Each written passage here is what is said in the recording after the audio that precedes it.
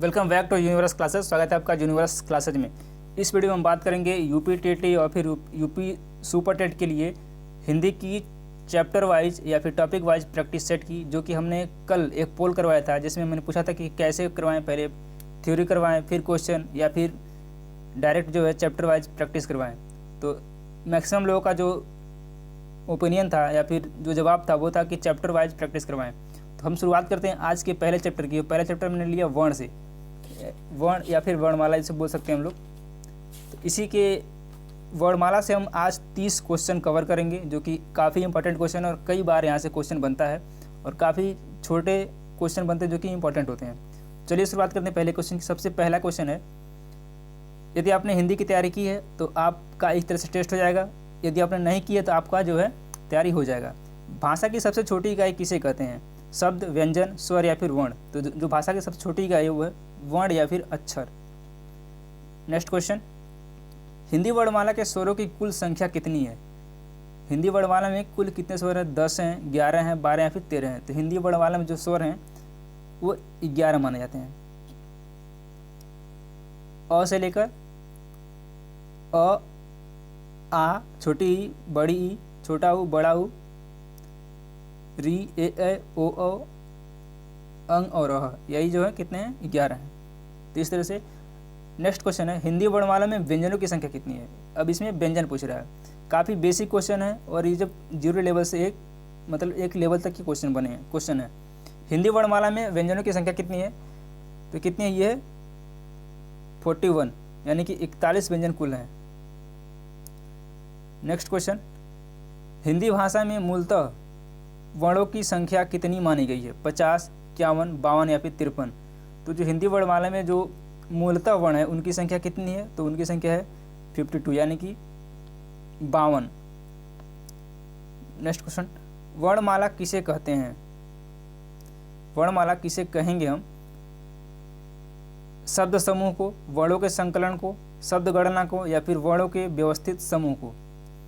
तो वर्णमाला किसे कहते हैं? वर्णमाला कहते हैं वर्णों के व्यवस्थित समूह को ही हम क्या कहते हैं? वर्णमाला कहते हैं। नेक्स्ट क्वेश्चन है, निम्नलिखित में से एक वर्ण व्यंजन नहीं है, इनमें से कौन सा जो है व्यंजन नहीं है, ये बताना है। उ, ख, र या फिर य? कौन सा इसमें व्यंजन नहीं है ये बताना है। उ जो है व्यंजन नहीं है, वो क्या? उ जो है स्वर है, बाकी सारे ये तीनों क्या है? व्यंजन है। इसी में अगला क्वेश्चन है, निम्नलिखित में से कौन स्वर नहीं है? एक और क्वेश्चन है, अ, छोटा ऊ, ए या फिर ब? इसमें स्वर पूछा, स्वर नहीं है। तो स्वर क्या नहीं इसमें है? ब जो है स्वर नहीं है, बाकी सारे ये तीनों जो क्या स्वर हैं। निम्नलिखित में से कौन सा स्वर नहीं है? एक और क्वेश्चन, अ, उ, ए या फिर ज? क्या है? ज जो है स्वर नहीं है। निम्नलिखित में ओष्ठ ध्वनि कौन सी है? ल, र, स या फिर फ? तो ओष्ठ ध्वनि क्या है इसमें बताना है। तो ओष्ठ ध्वनि जो है वो फ है। ओष्ठ ध्वनि फ, जब फ बोलेंगे तो दोनों जाओ ऊपर नीचे का ऐसे ओठ है जो आपस में टच करता है, जैसे तो फ। नेक्स्ट क्वेश्चन, क्वेश्चन नंबर 10, निम्नलिखित में से कौन सी ध्वनि ओष्ठ नहीं है? इसमें ओष्ठ नहीं है पूछा है। प, ब, म या फिर त? तो इसमें क्या नहीं है? त जो है ओष्ठ नहीं है। बाकी तीनों प बोलेंगे तब भी ओष्ठ सटेगा, ब बोलेंगे तब भी सटेगा या फिर म बोलेंगे तब भी जो है ओष्ठ ध्वनि निकलेंगी। बाकी जो त है ये ओष्ठ ध्वनि नहीं है। नेक्स्ट क्वेश्चन है, निम्नलिखित में से कौन सा वर्ण स्वर है? अ है, ल है, क है या फिर रि है? तो अ जो है क्या है? सॉरी, स्वर नहीं है। क्या है? निम्नलिखित में से कौन सा स्वर नहीं है? तो अ जो है स्वर है। सॉरी, स्वर पूछा, स्वर है। नेक्स्ट क्वेश्चन, क्वेश्चन नंबर 12, निम्नलिखित में से कौन अंतस्थ व्यंजन कौन सा है? ड, य, स या फिर ट? तो जो अंतस्थ व्यंजन है वो कौन सा है? य जो है अंतस्थ व्यंजन है। हिंदी की स ध्वनि है मूर्धन्य, तालब, दंत या फिर ओष्ठ? श। जब भी हम स बोलेंगे तो क्या हो रहा है? श, यानी कि ये क्या है? तालब है, हमारा तालु सटता है जब स हम बोलते हैं तो श। निम्नलिखित में से कंठ ध्वनियाँ कौन सी हैं? क, ख, य, र, च, ज या फिर ट, ड़? इसमें से जो कंठ ध्वनियाँ हैं वो हैं क और ख। जब भी हम क बोलेंगे तो क अंदर तक जा रहा है ना, तो क ये हमारा क्या है, कंठ ध्वनियाँ हैं।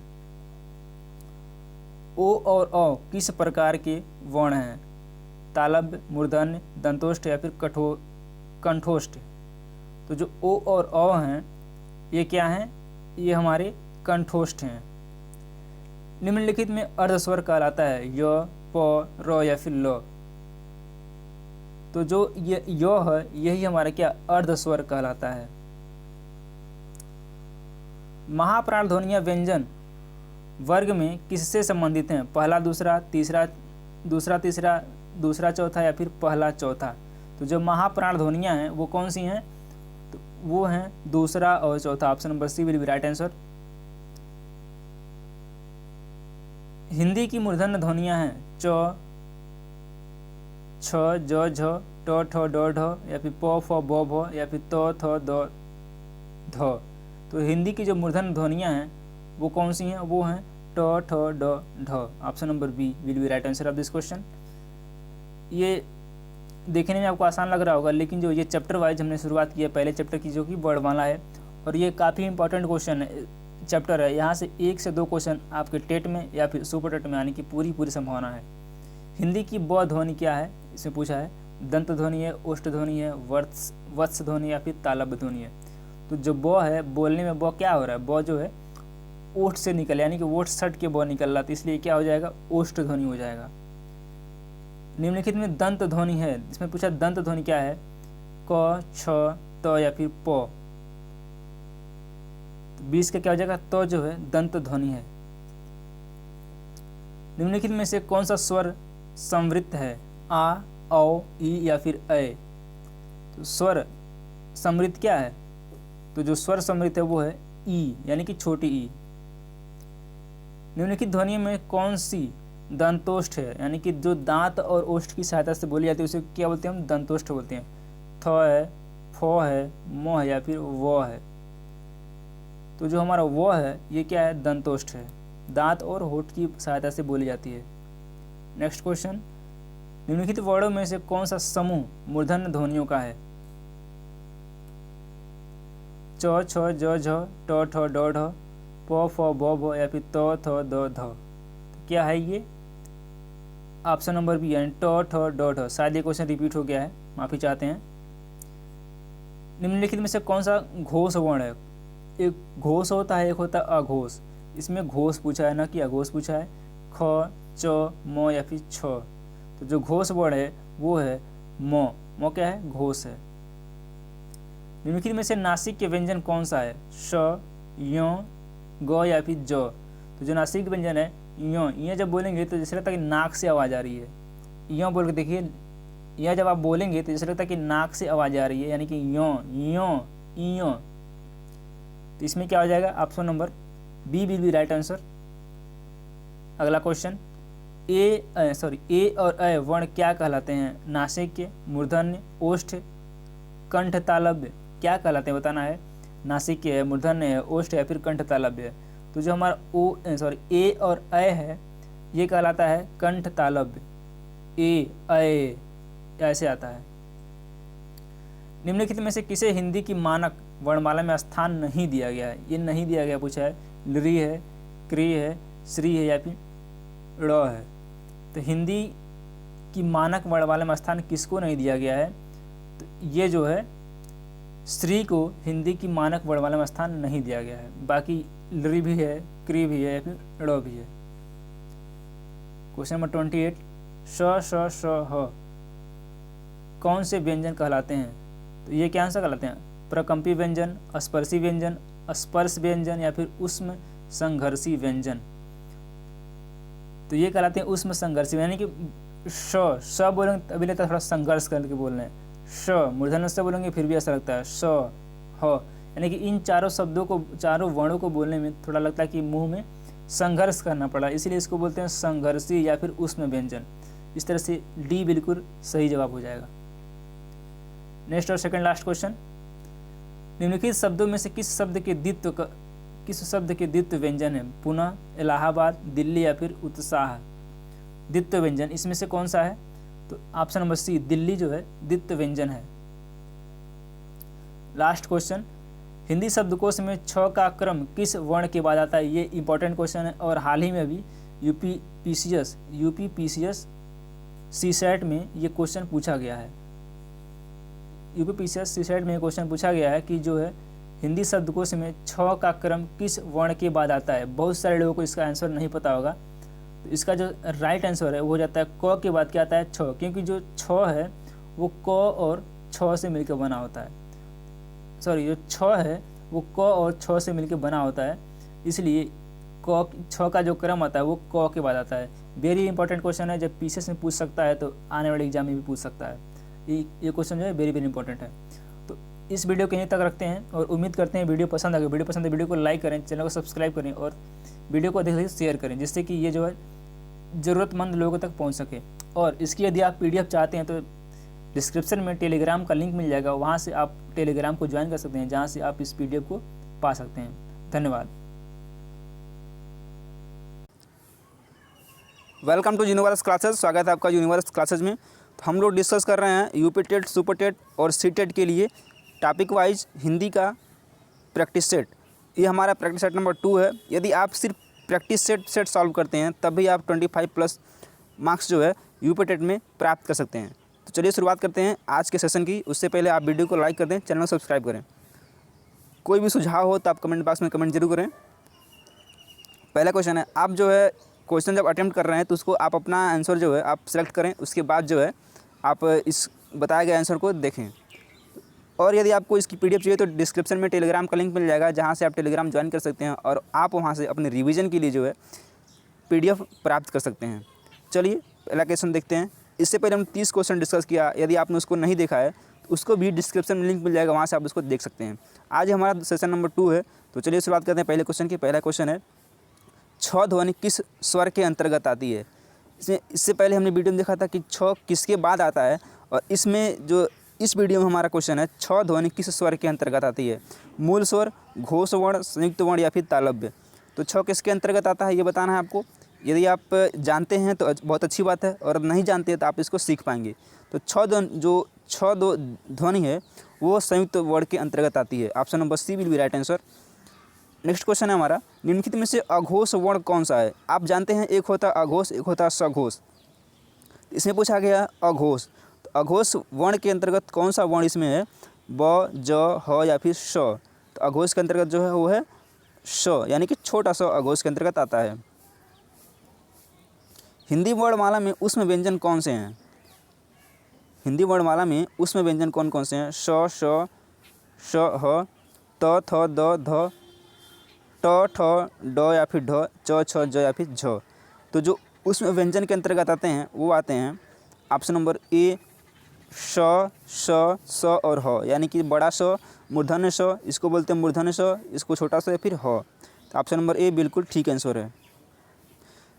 निम्नलिखित के जिन वर्णों का उच्चारण करते समय केवल श्वास का प्रयोग किया जाए उन वर्णों को कहते हैं अघोष, सघोष, अल्प प्राण या फिर महाप्राण?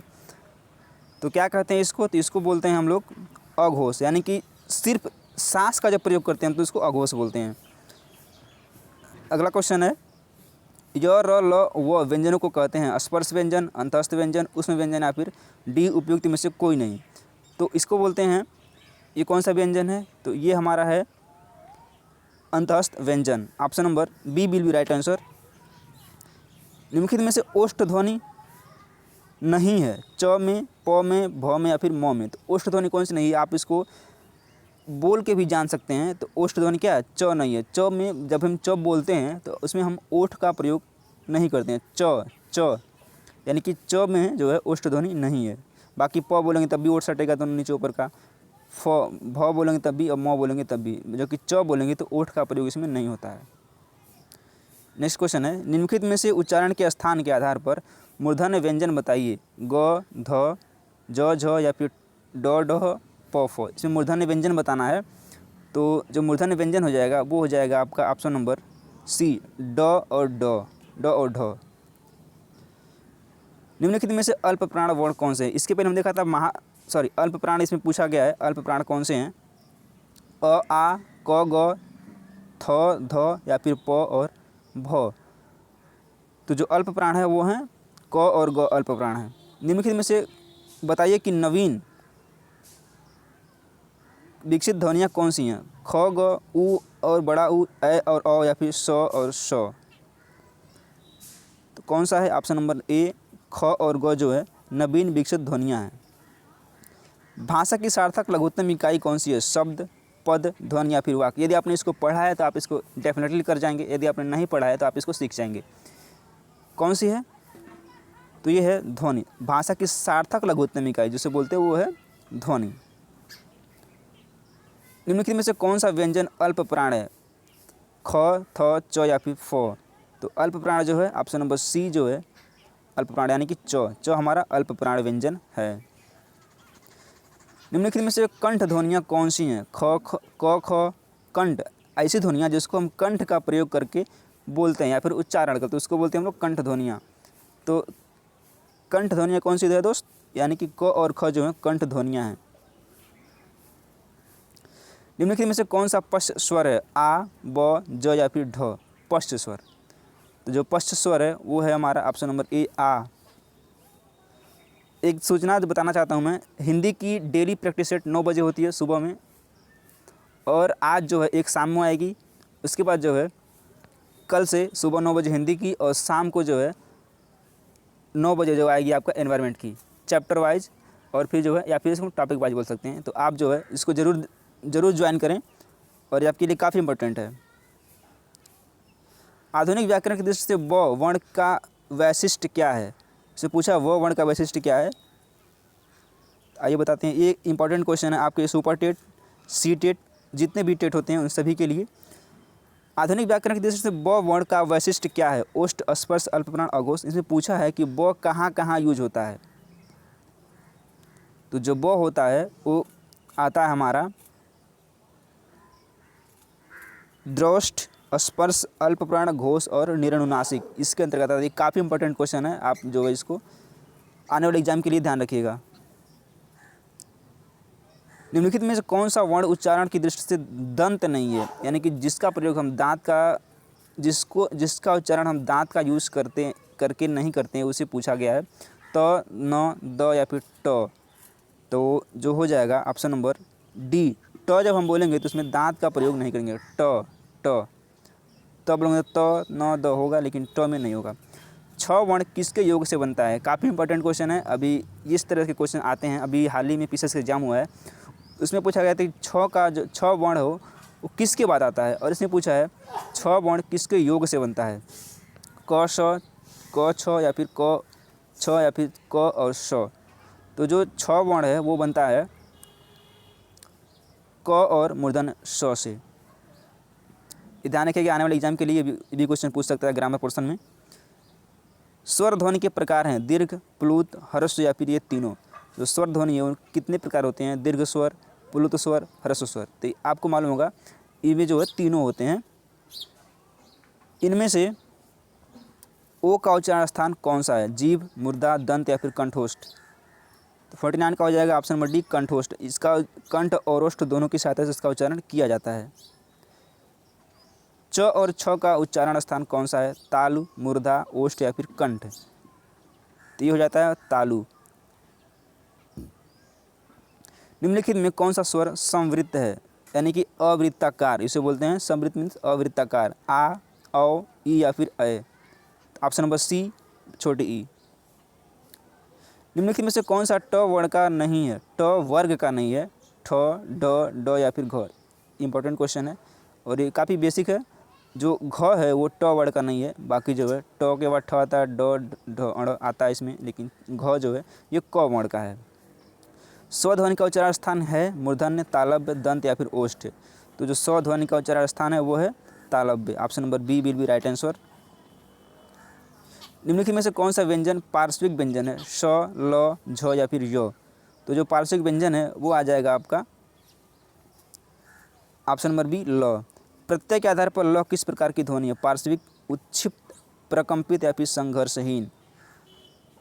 तो ये है आपका पार्श्विक ध्वनि। हिंदी की तालव्य ध्वनियाँ कौन कौन सी है? च, छ, ज, झ, प, फ, ब, ब, त, थ, द, ध या फिर ट, ठ, ड, ढ। कौन सी है? इसमें बताना है आपको। तो ये है च, छ, ज और झ। कौन सी ध्वनि अल्प प्राण है? ख, ध, थ या फिर त? तो इसमें जो हो जाएगा ऑप्शन नंबर डी, त जो है अल्प प्राण है। नेक्स्ट क्वेश्चन, हिंदी की स्पर्श घोष महाप्राण दंत व्यंजन नहीं है। तो इसमें कौन सा नहीं है? थ जो है नहीं है, बाकी ये तीनों हैं। 58 का ऑप्शन नंबर सी। हिंदी के स्पर्श घोष महाप्राण ओष्ठ ध्वनि व्यंजन है। ये दोनों क्वेश्चन इंपॉर्टेंट है आने वाले एग्जाम के लिए। हिंदी के स्पर्श घोष महाप्राण ओष्ठ ध्वनि है भ। इसमें कौन सा हो जाएगा? ऑप्शन नंबर ए हो जाएगा, यानी कि भ। जिन शब्दों के अंतर्गत अंत में अ आता है उन्हें क्या कहते हैं? अनुस्वर, अयोगवाह, अंतस्थ या फिर अकारांत। तो जिन शब्दों के अंत में अ आता है उसे अकारांत कहते हैं। तो ये रहे 30 चैप्टर वाइज हिंदी के क्वेश्चन जो कि वर्णमाला से लिए गए हैं। और इस पे एक और सेशन आएगा जो कि आपको मिलने वाला है आपको शाम को 9 बजे। तो आप उसको मिस ना करें और ज़रूर देखें। उम्मीद करते हैं ये सेशन आपको पसंद आएगा। पसंद है तो लाइक करें, चैनल को सब्सक्राइब करें। कोई भी सुझाव हो, सजेशन हो तो कमेंट करके कमेंट बॉक्स में ज़रूर बताएं। धन्यवाद। Once again welcome back to universe classes. स्वागत है आपका यूनिवर्स क्लासेस में। मैं राम सिंह आप सभी का एक बार फिर से हार्दिक स्वागत करता हूं। हम लोग डिस्कस कर रहे हैं UP TET, super TET, C TET के लिए चैप्टर वाइज हिंदी का प्रैक्टिस सेट। ये हमारा प्रैक्टिस सेट नंबर 3 है। इससे पहले आपने जो भी दो वीडियो है उसको नहीं देखा है तो आप बिल्कुल मिस ना करें, वेरी इंपॉर्टेंट है। आपको डिस्क्रिप्शन में उसका लिंक मिल जाएगा जहाँ से आप उसको देख सकते हैं। इसमें हम लोग डिस्कस करेंगे 25 जो है वर्णमाला से संबंधित क्विज, जो कि आने वाले एग्जाम के लिए काफ़ी हेल्पफुल होगा आपके। इसके बाद जो हम क्या करेंगे, विराम चिन्ह से संबंधित चैप्टर करेंगे जो कि होगा कल सुबह में 9 बजे। तो आप बिल्कुल भी मिस ना करें। आज यदि आप जो है C TET, UP TET, super TET की तैयारी कर रहे हैं तो अपने दोस्तों को बताइए कि जो है इस चैनल पर जो है इस तरह की तैयारी कराई जा रही है और आप जो है उनको ज्वाइन करवाएं। चलिए स्टार्ट करते हैं। इसके साथ साथ इसकी PDF के लिए आप टेलीग्राम ज्वाइन कर सकते हैं, जिसका लिंक डिस्क्रिप्शन में मिल जाएगा। वहाँ से जो है आप PDF को प्राप्त कर सकते हैं, जिससे आपका रिवीजन करने में आसानी हो। चलिए, यदि आपने इस चैप्टर को पढ़ लिया है तो कोई बात नहीं, आपका रिवीजन हो जाएगा। यदि आपने नहीं पढ़ा है तो आप जो है इसको बिल्कुल मिस ना करें। तो चलिए इसी के साथ शुरुआत करते हैं पहले क्वेश्चन की। पहला क्वेश्चन है, कौन सा अमानक वर्ण है? ख, घ, भ या फिर म? इसको झ बोलते हैं बेसिकली। तो ये कौन सा हो जाएगा? ये हो जाएगा ऑप्शन नंबर सी, झ ही होगा अमानक वर्ण। नेक्स्ट हमारा क्वेश्चन है, क, ग, ज, फ ध्वनियाँ किसकी हैं? संस्कृत की, अरबी फारसी की या फिर अंग्रेजी की? तो आपको मालूम होगा, इसको यदि आपने पढ़ा है तो ये कौन सी ध्वनियाँ हैं? ये ध्वनियाँ हैं अरबी फारसी की ध्वनियाँ हैं, क, ज, फ, व। नेक्स्ट हमारा क्वेश्चन है, निम्नलिखित में से कौन सा वर्ण घोष है? घोष से संबंधित इसके पहले की वीडियो में हमने काफ़ी क्वेश्चन डिस्कस किए हैं और फिर इसमें भी डिस्कस कर रहे हैं। प, ट, द या फिर फ। तो जो घोष वर्ण है वो हमारा है option number C, the. Vowel को हिंदी में कहते हैं, वावेल को क्या कहते हैं? अक्षर, व्यंजन, स्वर या फिर समृद्ध? तो बेसिक क्वेश्चन है, काफ़ी छोटे बच्चों को भी पता होगा, स्वर बोलते हैं। री किस प्रकार का स्वर है? समृद्ध, पश्च, ह्रस्व या फिर ये सभी? तो री जो है इन सभी के अंतर्गत आता है, समृद्ध है, पश्च है, ह्रस्व है। विसर्ग से बना शब्द कौन सा है? अध, निस्पृश, द्वित्व या फिर थोड़ा सा? तो ये हो जाएगा ऑप्शन नंबर बी, निस्पर्श। तालव्य व्यंजन कौन सा है? इसे पूछा गया द, ट, ढ या फिर ढ, च, छ, ज, झ। तो जो तालव्य हो जाएगा वो कौन सा हो जाएगा? ऑप्शन नंबर बी, च, छ, ज। कौन सा वर्ण घोष नहीं है? र, ल, स या फिर ड? तो जो स है ये घोष वर्ण नहीं है, ये होता है अघोष के अंतर्गत। किस शब्द में री स्वर नहीं है? कृपा, कृष्ण, दृष्टि या फिर आज? तो बेसिक क्वेश्चन हो गया, आज जो है री स्वर में नहीं आता है। स्र वर्ण किसके योग से बनता है? बड़ा स प्लस र, स, र या फिर मूर्धन्य स प्लस र या फिर स प्लस री से बनता है। तो जो मूर्धन्य स्वर बनता है वो बनता है बड़ा स और र से, स वर्ण। निम्न में से कौन सा शब्द अमात्रिक है? कारखाना, अमिताभ, कलरव या फिर चहचहाना? तो इसमें भी मात्रा लगा, इसमें भी मात्रा लगा, इसमें भी मात्रा लगा, यानी कि कलरव में कोई मात्रा नहीं लगा है। खड़ी पाई वाले व्यंजनों का संयुक्त रूप कैसे बनाया जाना चाहिए? खड़ी चौपाई को हटाकर, विसर्ग लगाकर, 2 खड़ी पाई लगाकर या फिर 2 स्वर लगाकर? तो इसको लगाना चाहिए खड़ी चौपाई को हटाकर।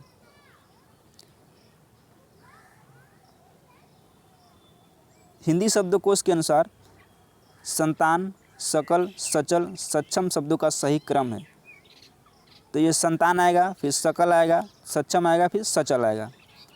ऑप्शन नंबर डी बिल्कुल ठीक जवाब हो जाएगा। निम्न में महाप्राण वर्ण है थ, क, व या फिर च। तो कौन सा है? थ जो है महाप्राण वर्ण है। हिंदी शब्दकोश में अंग व अह किस वर्ण के साथ आता है? औ, अ, अह या फिर आ। तो इस किसके अंतर्गत आता है? ऑप्शन नंबर ए अ के अंतर्गत आता है। नेक्स्ट क्वेश्चन, क्वेश्चन नंबर 70 घ का उच्चारण स्थान कौन सा है? मूर्धा, कंठ, तालु या फिर दंत। तो जो घ का उच्चारण स्थान है वो है ऑप्शन नंबर बी कंठ। निम्नलिखित में से संयुक्त व्यंजन कौन सा है? ढ, ज्ञ, अंग या फिर अड़। ड़ बोलते, अड़ नहीं ड़ बोलते इसको।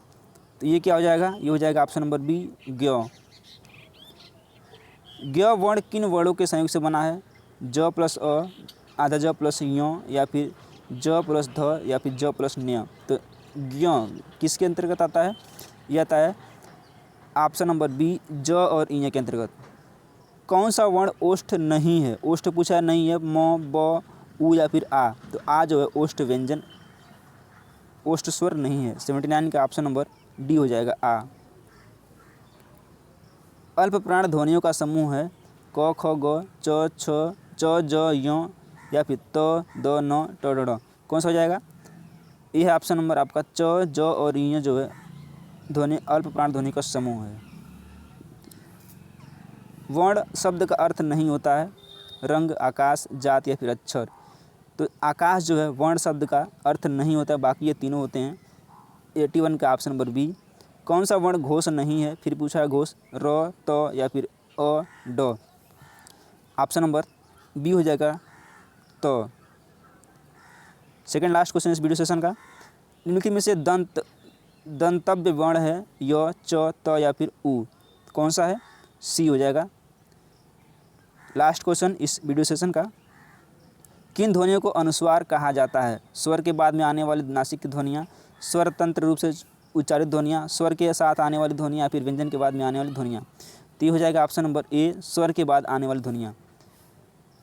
आई होप ये वीडियो सेशन आपको पसंद आएगा। पसंद आए तो वीडियो को लाइक कर लें, चैनल को सब्सक्राइब करें और जो है वीडियो को अधिक से अधिक शेयर करें, जिससे कि काफ़ी लोगों को फ़ायदा हो सके। और यहाँ पर होता है आपका वर्णमाला कंप्लीट, जिसमें हमने 84 क्वेश्चन डिस्कस किया हुआ है। यदि आपको कंबाइन इसकी पीडीएफ चाहिए तो टेलीग्राम ज्वाइन जरूर करें। टेलीग्राम ज्वाइन करना बहुत ज़रूरी है, जिससे आप पीडीएफ को पा सकते हैं और अपना रिवीजन कर सकते हैं। इसके बाद हम लोग डिस्कस करेंगे विराम चिन्ह। यदि आपने इस तीनों वीडियो को कंप्लीट करिए, लगभग मिला के जो होता है 20 से 30 मिनट का होगा, तो आपको 2 से 3 क्वेश्चन यहाँ से आने वाले एग्जाम में मिल जाएंगे। अब जो पेड का रिजल्ट आ चुका है, तो आप लोग जो है लेखपाल की परीक्षा की तैयारी में लग जाइए। उसके लिए भी ये सेशन काफ़ी इंपॉर्टेंट है। तो चलिए इस वीडियो को यहीं पर समाप्त करते हैं और आज्ञा दीजिए। नमस्कार, जय हिंद।